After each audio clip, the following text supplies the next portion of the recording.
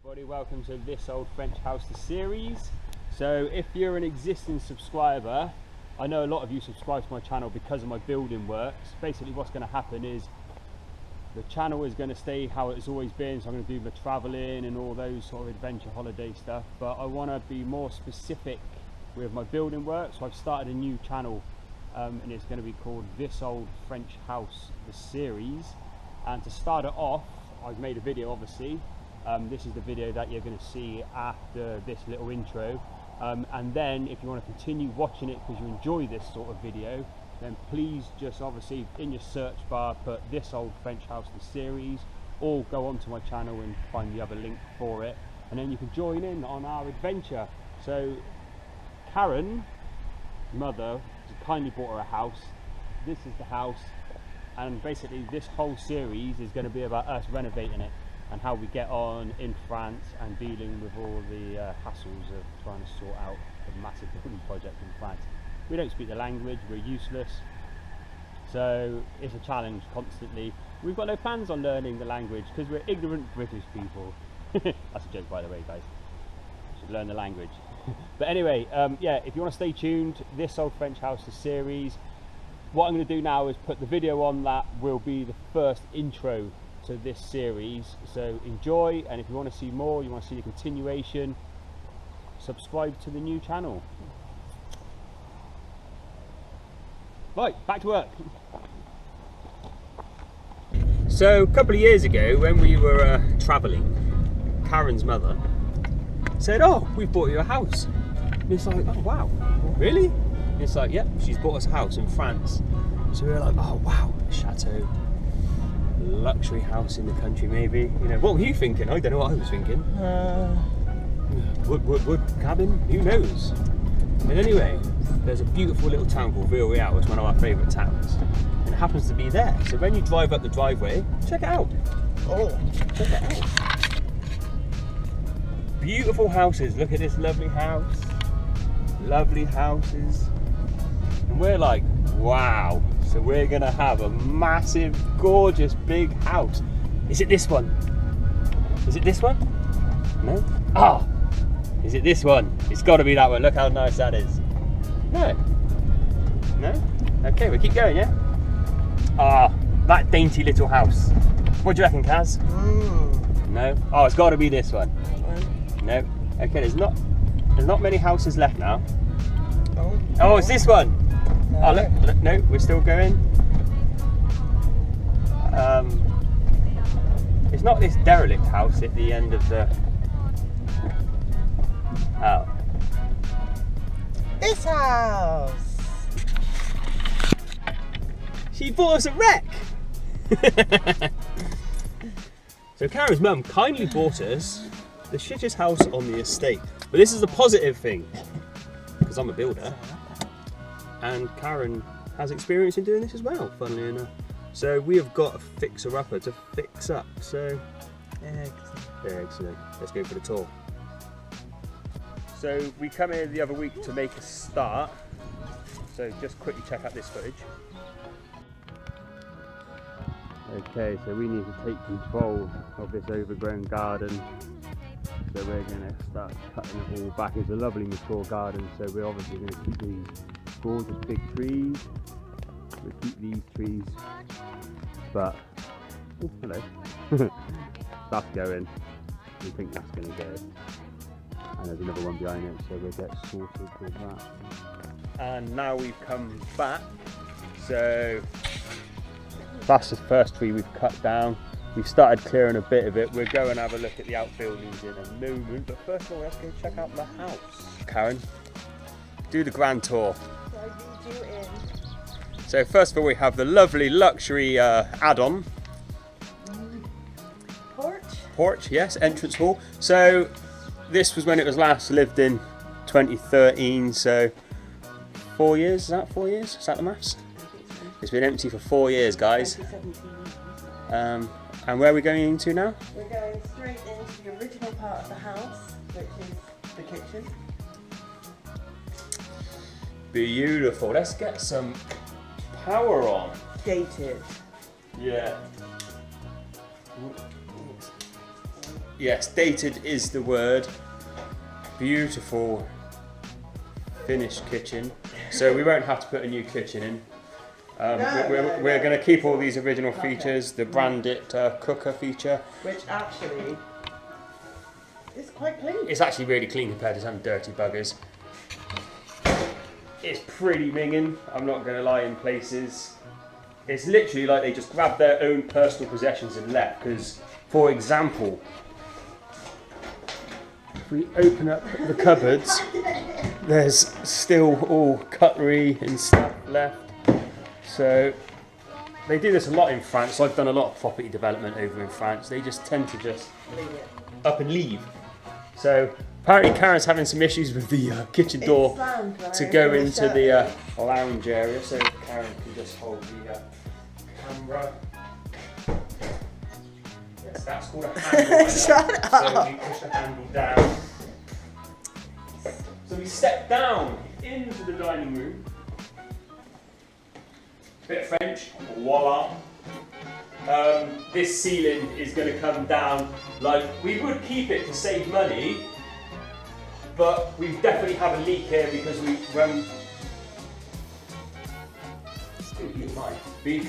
know we've had a leak here, so we want to rip all this down, check it, make sure there's no rotted beams or anything. Focus camera now, focusing on me. Focus on me. This is a terrible camera. One of the major problems we've got, the Fostech teak, i.e. the septic tank, well, it's under the house because obviously this is another extension, so in their infinite wisdom they built over the top of it, which is now technically, not saying not allowed, but it's not cool. It's going to be harder to sell the house, so we need to have we need to fill that in. We'll have a survey done, and then we'll have a Fostech teak, a new one out in the garden, which will help it sell. Because this is about making money, so that's what we've got to stay focused on. Karen's mum was kind enough to do this, and it's all about making as much money as we can to get a deposit to go back to England with. So, will we be keeping this beautiful unit? Definitely. Very French. Yeah, very French. I think we can shab chic it up. Another saving. That is in good nick, good working order, so that saves money. The electricity is all good. The electricity's, everything works, water works, so that's a good thing. Let's go into the toilet. Of course, off the kitchen. Off the kitchen.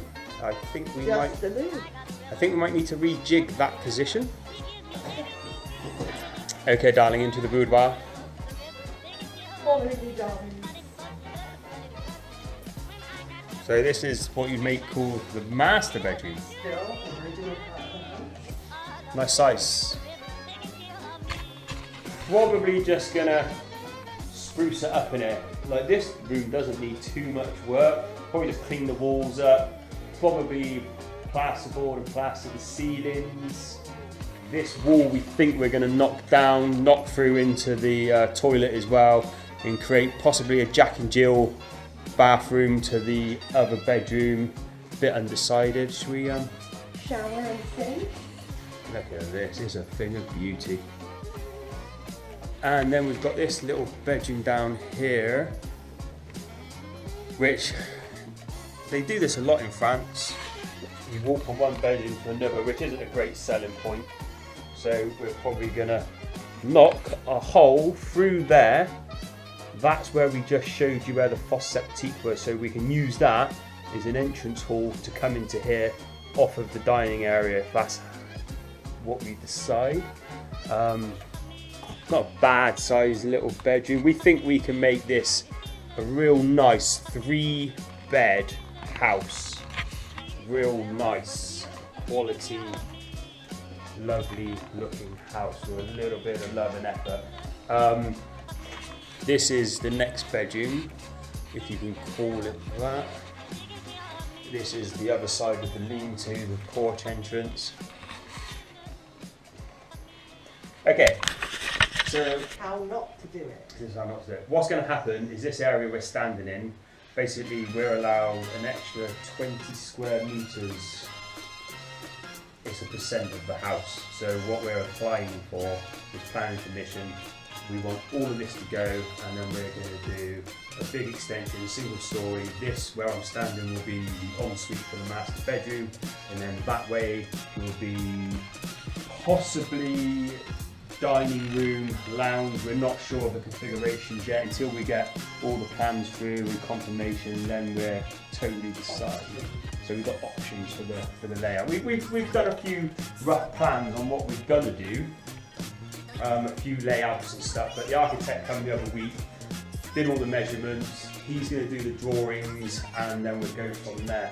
One of the issues we've actually had with this house is she bought it, and technically the house doesn't exist to the correct authorities. Like obviously they knew the house was here, it's been paying the taxes and all that, all the electric. But the people that really need to know, it's real confusing. But basically, it's on agricultural land. It shouldn't be here.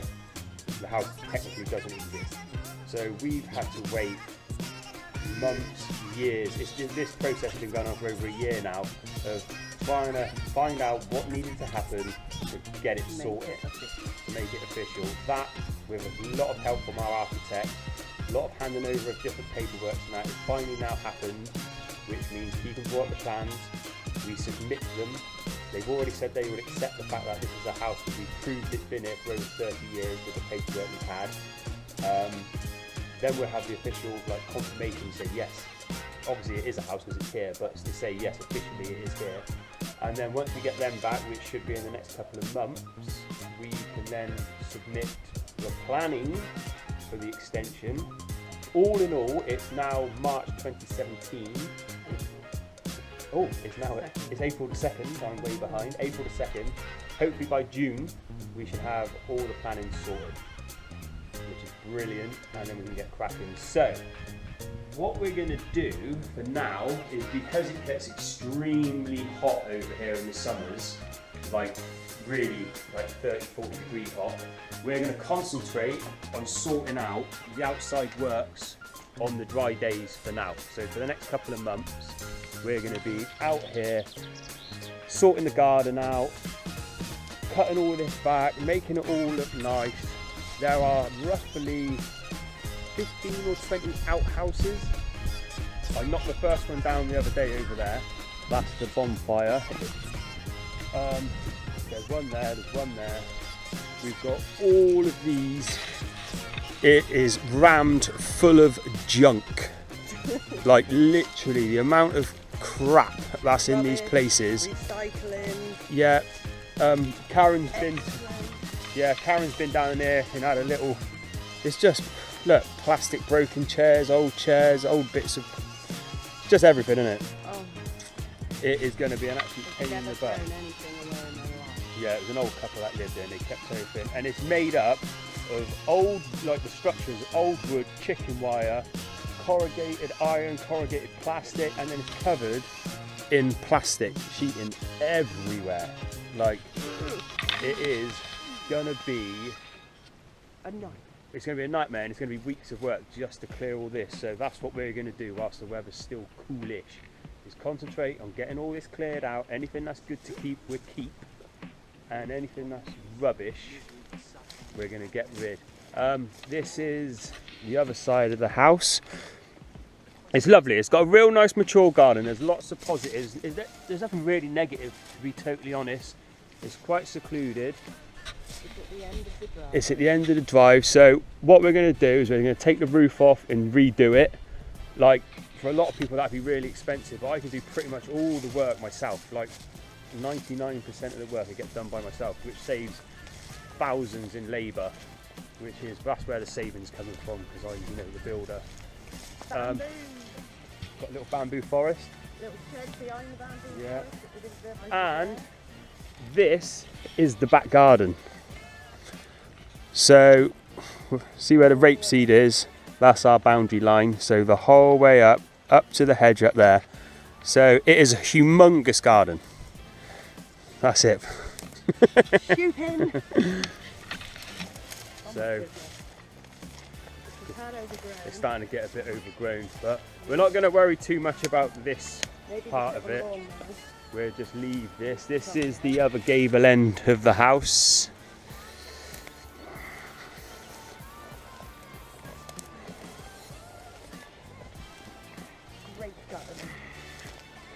And this is where we're on about doing the extension. So we think what's going to happen is we're going to extend the height of the building up and then change the pitch of the roof so we can fit the extension in, because there's obviously laws, rules about certain pitches and stuff. They don't really do flat roof systems over here.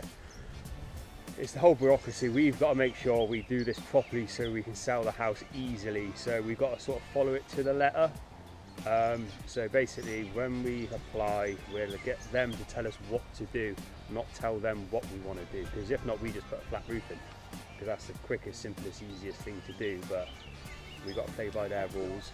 So we're gonna just crack on. We will be calling this old French house the series.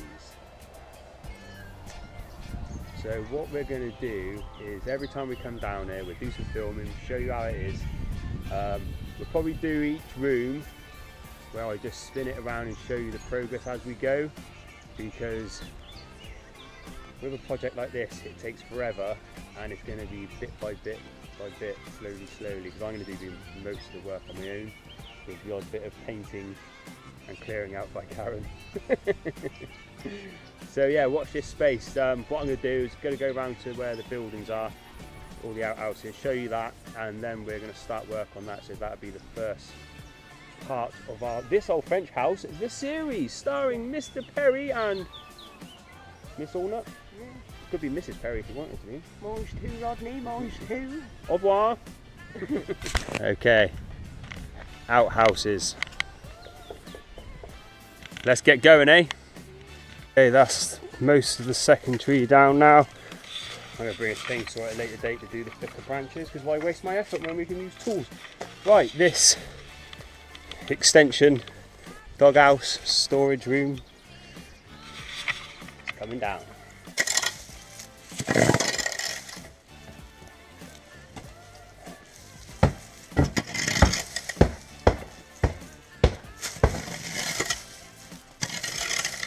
Flashing that.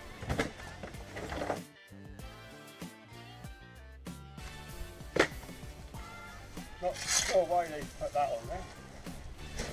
Obviously didn't want the dogs to get cold in winter.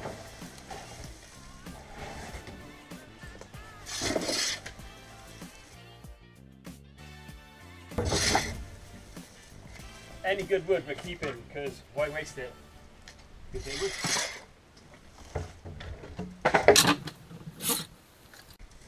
I can see a pattern emerging. Drywall.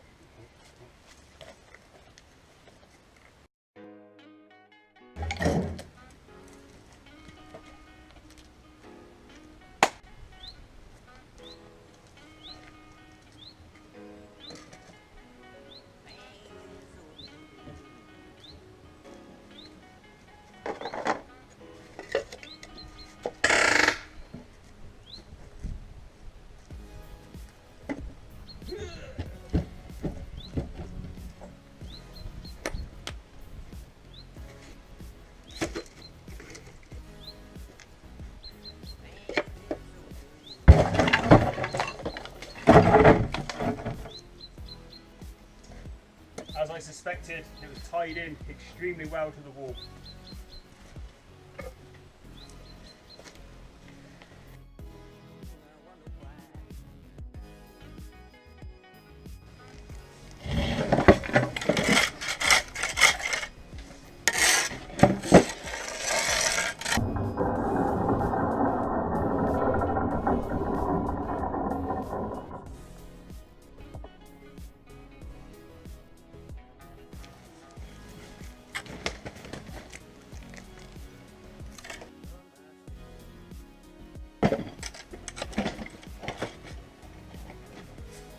I think one of our favourite words is going to be voila. Okay, right, what the plan is, there is no plan, we're just making up as we go. So we've done that, that's clear.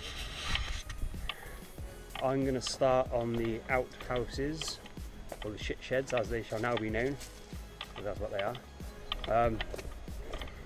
It's just really frustrating because it's just unnecessary work that we've got to deal with, but it's just the way it is over there. They just like to collect stuff and not get rid of it when they sell their houses. Here's a good example. This is one of the worst ones. Absolutely rammed. It wouldn't be so bad, but there's nothing of real value, like tiny little hoe, old saw in a vise. Awesome. I've made a start on this, so this is where I'm going to concentrate doing first. So voila.